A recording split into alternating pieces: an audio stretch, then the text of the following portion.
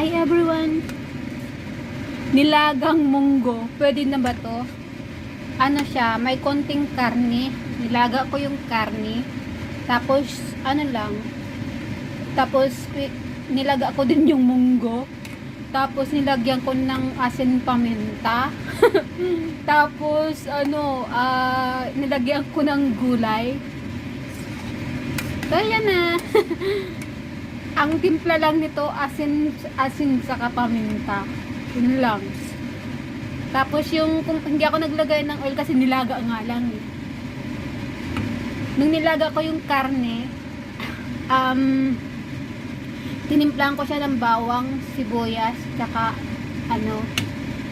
tawag dito, paminta, bawang, sibuyas, paminta, tsaka ginger. Yun. Tapos nung malambot na, yung sabaw ng pinaglagaan, yun ang sinabaw ko sa munggo. Yun, kaya nilagang munggo. Thank you for watching, guys. Pwede na ba to pang pang diet? Nilagang munggo, wala naman akong nilagay eh. Wala naman akong ibang ingredients na nilagay.